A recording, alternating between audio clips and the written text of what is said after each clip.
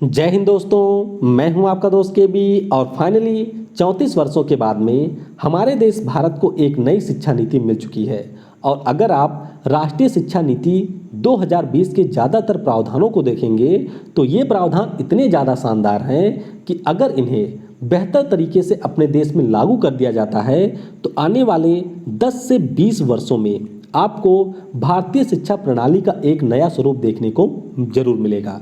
तो इस वीडियो में हम राष्ट्रीय शिक्षा नीति 2020 के अंतर्गत 5+3+3+4 प्रणाली क्या है इसके बारे में जानेंगे। तो वीडियो अगर आपको पसंद आता है तो वीडियो को लाइक जरूर किया करें, और अगर आप इस चैनल पर नए हैं तो चैनल को सब्सक्राइब करके बेल आइकन को क्लिक कर लें, जिससे आपको आने वाली हर वीडियो की नोटिफिकेशन मिलती रहे। तो चलिए अब शुरुआत करते हैं इस वीडियो की। तो सबसे पहले हम ये जानेंगे कि शिक्षा नीति होती क्या है, यानी कि एजुकेशन पॉलिसी क्या होता है। तो किसी देश का एजुकेशन सिस्टम किस प्रकार से कार्य करेगा, इसके लिए उस देश की सरकार के द्वारा शिक्षा नीति को लाया जाता है, यानी कि इस प्रकार से शिक्षा नीति को बनाया जाता है जिससे वहाँ पर एजुकेशन सिस्टम को सुचारू रूप से चलाया जा सके। हमारे देश भारत में पहली बार पीएम इंदिरा गांधी के द्वारा 1968 में पहली शिक्षा नीति लाई गई थी, और वर्तमान में जो हमारी राष्ट्रीय शिक्षा नीति 2020 है ये स्थान लेगी 1986 के शिक्षा नीति का। ध्यान रखिएगा, आज़ाद भारत में कुल मिलाकर के 3 शिक्षा नीतियाँ आ चुकी हैं। पहली बार पीएम इंदिरा गांधी के द्वारा, दूसरी बार राजीव गांधी के द्वारा, और अब 29 जुलाई 2020 को पीएम नरेंद्र मोदी की अध्यक्षता में केंद्रीय कैबिनेट के द्वारा यहाँ पर तीसरी शिक्षा नीति यानी कि राष्ट्रीय शिक्षा नीति 2020 को मंजूरी दे दी गई है।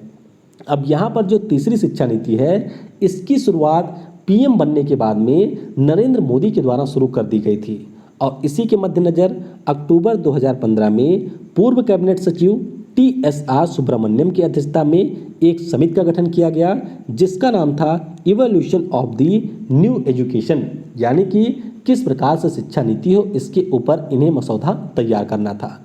उसके बाद में जून 2017 में इसरो के पूर्व प्रमुख के कस्तूरी रंगन की अध्यक्षता में भी एक समिति का गठन किया गया, और इनका काम था राष्ट्रीय शिक्षा नीति का मसौदा तैयार करना। तो यहाँ पर TSR सुब्रमण्यम के द्वारा जो सुझाव दिए गए थे उसके अलावा एक व्यापक पैमाने पर केंद्र सरकार के द्वारा सर्वे भी कराया गया था, और फिर के कस्तूरी रंगन की अध्यक्षता में जो समिति थी इनके रिकमेंडेशन के बाद में राष्ट्रीय शिक्षा नीति का मसौदा तैयार किया गया था, और इसे 2019 में पहली बार पेश किया गया था। तो ये रही कुछ बेसिक चीज़ें राष्ट्रीय शिक्षा नीति के बारे में। और आइए अब हम बात करते हैं 5+3+3+4 एजुकेशन सिस्टम के बारे में। तो वर्तमान में हमारे यहाँ पर जो अभी स्कूली पाठ्यक्रम है वह 10+2 के ऊपर आधारित है, यानी कि कोई बच्चा 6 से 16 वर्ष तक 1 से लेकर के 10वीं की पढ़ाई करता है, और उसके बाद में आगे के 2 वर्ष यानी कि 16 से लेकर के 18 वर्ष की आयु में वह अपना 11th और 12th को कंप्लीट करता है। इस शिक्षा नीति की एक खास बात यह थी कि 10वीं तक जो भी छात्र होंगे उनको सभी विषय पढ़ने होंगे, जैसे कि आपने भी पढ़ा होगा, हिंदी हो गया, इंग्लिश हो गया, सोशल साइंस हो गया, साइंस हो गया, मैथ हो गया। तो इस प्रकार से सारे विषय पढ़ने होते थे। उसके बाद में 11वीं के बाद में उन्हें विषय के साथ साथ वर्ग को भी चुनना पड़ता था, यानी कि आप साइंस स्ट्रीम लेंगे, आर्ट स्ट्रीम लेंगे, या फिर एग्रीकल्चर का स्ट्रीम लेंगे, या फिर आप कॉमर्स का स्ट्रीम लेंगे। इस प्रकार से 10वीं के बाद से आपको चुनना पड़ता था। तो ये है हमारा वर्तमान स्वरूप। अब नई शिक्षा नीति के अंतर्गत 5+3+3+4 प्रणाली को लागू किया जाएगा, यानी कि इसमें अब कुल मिलाकर के 4 स्टेज आपको देखने को मिलेंगे। अभी तक आपने देखा 2 ही स्टेज होते थे 10+2, लेकिन अब यहाँ पर आपको 4 स्टेज देखने को मिलेंगे। तो सबसे पहले आपको ये ध्यान रखना है कि यहाँ पर जैसे 10 और 2 कुल मिलाकर के 12 वर्षों में आपकी स्कूली शिक्षा समाप्त होती थी, उसी प्रकार से यहाँ पर अब 12 की बजाय 15 वर्षों में आपकी स्कूली शिक्षा समाप्त होगी।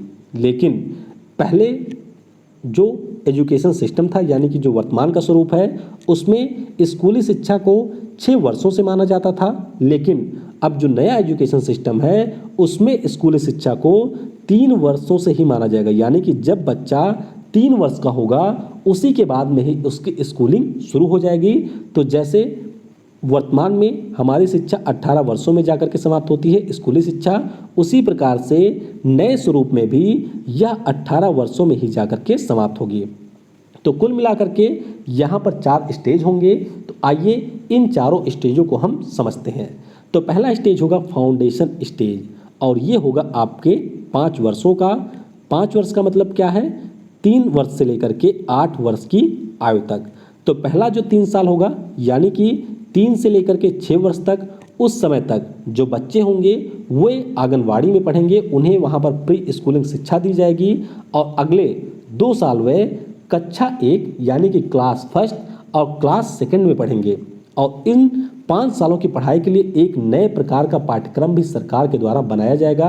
और इस पढ़ाई की खास बात यह होगी कि मुख्य रूप से यहाँ पर जो पढ़ाई होगी वह खेल और एक्टिविटी के ऊपर आधारित होगी, यानी कि स्पोर्ट्स और एक्टिविटी के आधार पर, क्रियाकलापों के आधार पर बच्चों को यहाँ पर चीज़ें समझाई जाएंगी।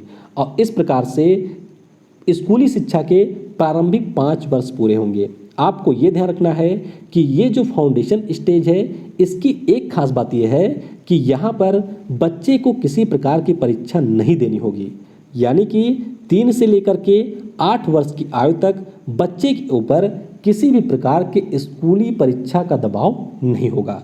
तो ये है इसका पहला स्टेज जिसे हम लोग फाउंडेशन स्टेज के नाम से जानते हैं। ये वाला हमने कवर किया।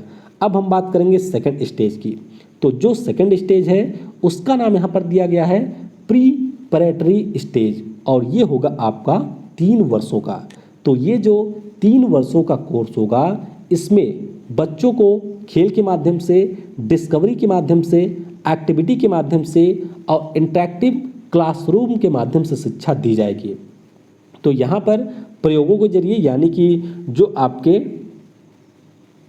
टेस्ट होते हैं उनके आधार पर बच्चों को विज्ञान, गणित, कला ये सारे विषय पढ़ाए जाएंगे और इसके अंतर्गत 8 से 11 वर्षों के बच्चों को कवर किया जाएगा। और इन 3 वर्षों में जो बच्चे होंगे वे क्लास 3 से लेकर के क्लास 5 तक की स्कूलिंग को कवर करेंगे। अब यहाँ पर आपको एक खास बात ध्यान रखनी है कि भारत सरकार ने अपनी इस शिक्षा नीति में रिकमेंडेशन दिया है कि जो भी बच्चे होंगे कम से कम उन्हें 5वीं कक्षा तक उनकी लोकल भाषा, उनकी क्षेत्रीय भाषा या फिर उनकी मातृभाषा में शिक्षा दिया जाए। हालांकि इसे आप 8वीं तक और उसके आगे तक बढ़ा सकते हैं, लेकिन नई शिक्षा नीति के अंतर्गत कम से कम कोशिश ये करनी है कि जो 5वीं ग्रेड तक की शिक्षा हो वह लोकल, क्षेत्रीय या मातृभाषा में दिया जाए। तो ये भी आपको ध्यान रखना है और ये आपका है प्रीपरेटरी स्टेज। उसके बाद में आता है तीसरा स्टेज जिसका नाम होगा मिडिल स्टेज। तो इसमें मुख्य रूप से बच्चों के ऊपर प्रयोगात्मक शिक्षा का जोर दिया जाएगा, यानी कि पूरी तरीके से यहाँ पर भी शिक्षा प्रयोगों के ऊपर आधारित होगी।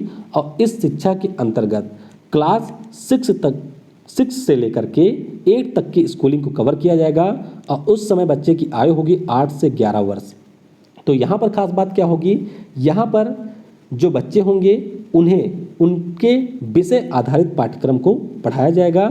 और यहाँ पर एक अच्छी बात यह है कि कक्षा 6 से ही बच्चों के लिए कौशल विकास कोर्स की भी शुरुआत की जाएगी और इसी के अंतर्गत बच्चों के जो 10 दिन का कोर्स होगा उसके अंतर्गत उनको माली, कुम्हार और बढ़ई के द्वारा इंटर्नशिप दी जाएगी, यानी कि कोई कुम्हार होगा या कोई बढ़ई होगा या कोई माली होगा या कोई पेंटर हो सकता है, कोई अन्य प्रकार का आर्टिस्ट हो सकता है, वह 10 दिनों तक 6 से लेकर के 8वीं तक के बच्चों को शिक्षा देगा।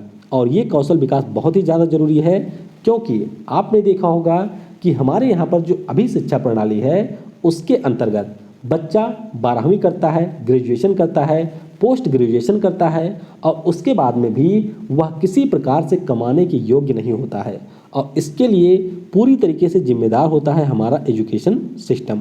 तो ये है मिडिल स्टेज।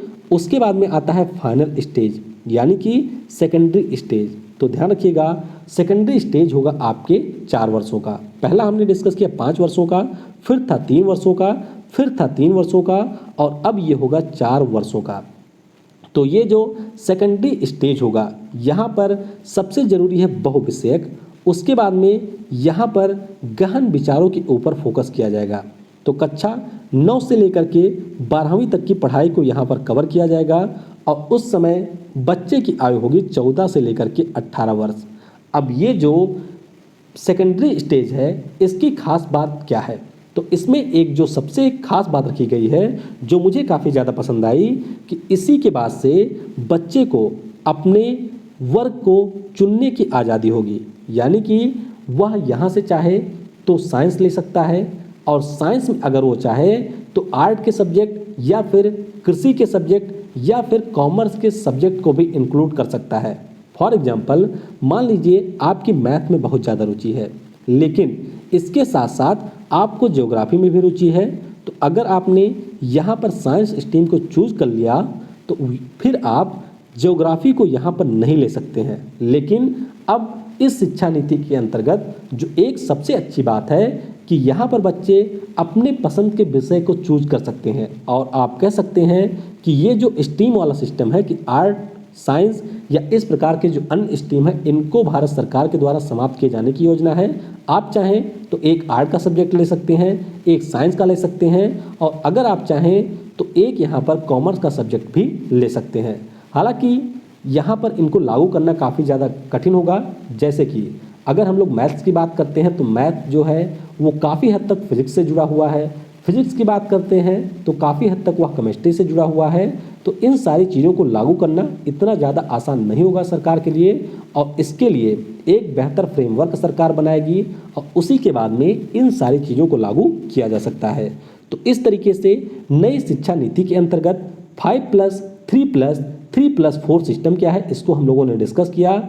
आज शाम की जो वीडियो होगी उसमें हम लोग राष्ट्रीय शिक्षा नीति के अंतर्गत जो 10 सबसे महत्वपूर्ण पॉइंट हैं उनको अलग वीडियो में डिस्कस करेंगे। तो ये वीडियो कैसा लगा आपको, इसके बारे में आप अपनी राय दे सकते हैं और क्या आप इस 5+3+3+4 सिस्टम से खुश हैं, उसके बारे में भी आप नीचे कमेंट सेक्शन में बता सकते हैं। तो वीडियो को आपने समय दिया उसके लिए आप सभी को बहुत बहुत धन्यवाद। Thanks for watching. जय हिंद, जय भारत और सबसे ज़रूरी, पढ़ेगा भारत तो बढ़ेगा भारत।